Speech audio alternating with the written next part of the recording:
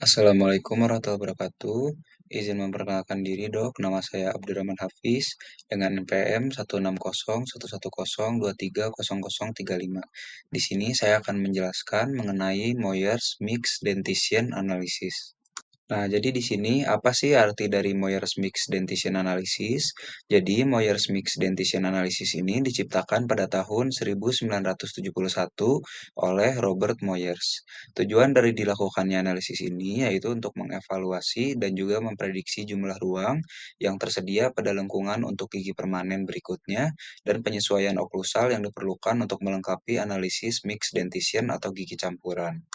Nah, di sini yang pertama ada prosedur in the mandibular arch atau prosedur analisis pada lengkung mandibula. Nah, jadi tahap pertama dari prosedur arch mandibula yaitu measure atau pengukuran.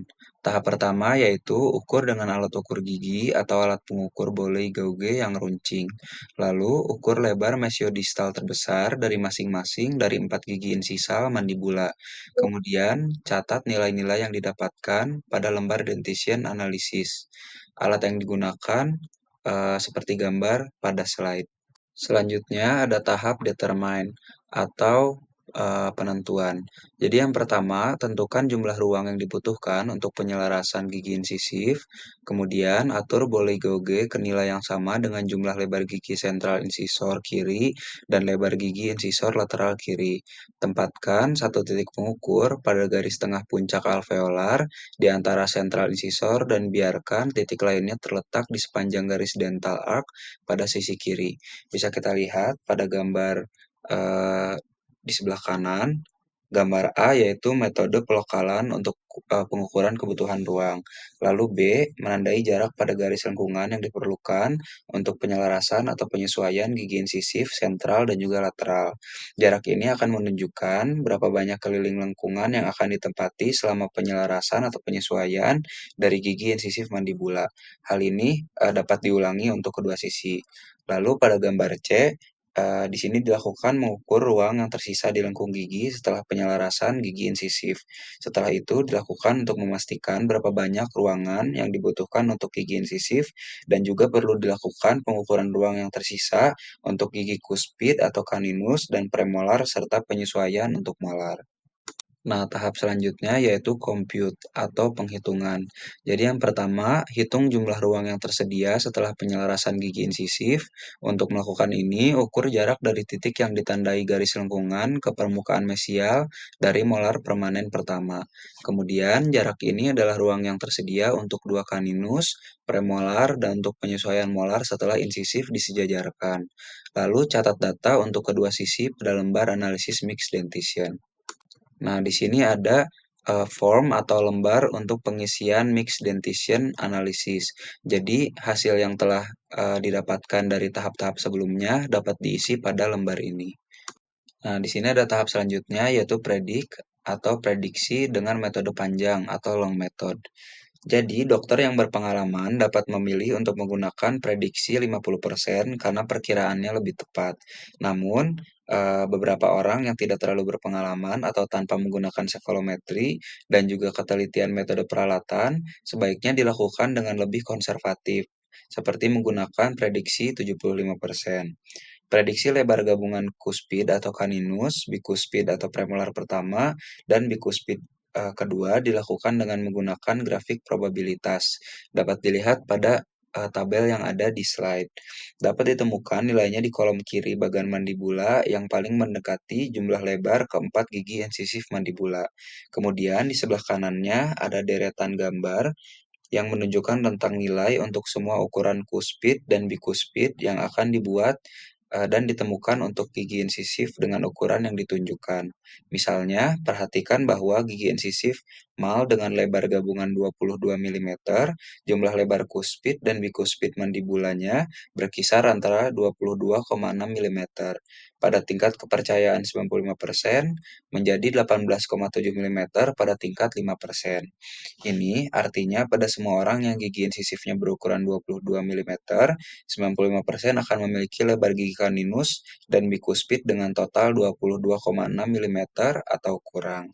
Nilai pada tingkat 75% dipilih sebagai perkiraan karena dianggap paling praktis dari sudut pandang klinis. Sebagai contohnya, yang berarti bahwa 3 kali dari 4 gigi kaninus dan bikuspid akan berjumlah 21,4 mm atau kurang.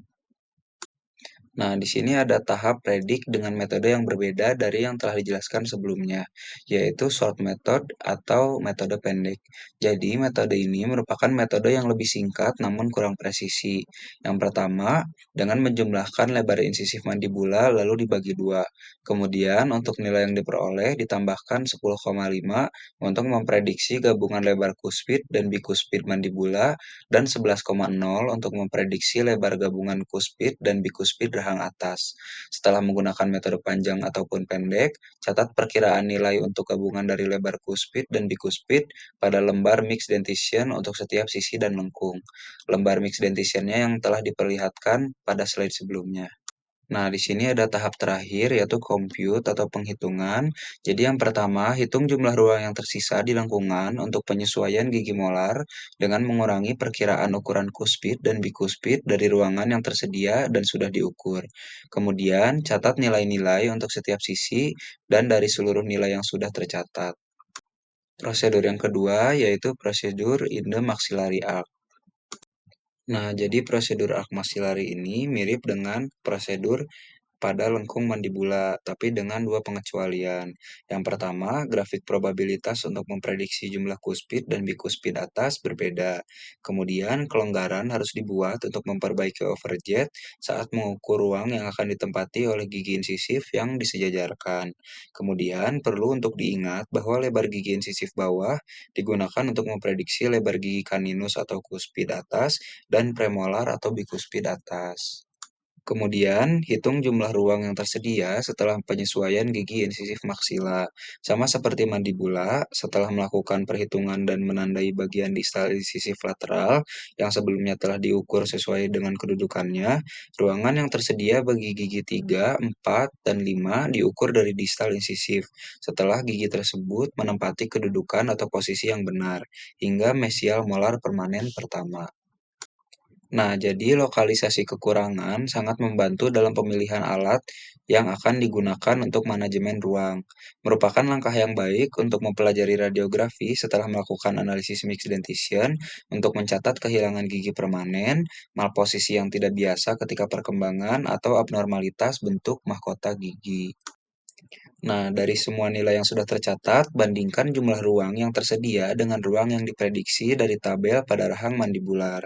Kemudian, jika diperoleh nilai negatif, maka dapat disimpulkan bahwa terdapat kekurangan ruang. Tetapi, jika hasilnya positif, maka terdapat kelebihan ruang. Nah, form dari tooth space available dan juga total space required dapat kita lihat pada gambar di samping. Sekian penjelasan dari saya mengenai Moyers Mixed Dentition Analysis. Mohon maaf atas kesalahannya. Terima kasih atas perhatiannya. Wassalamualaikum warahmatullahi wabarakatuh.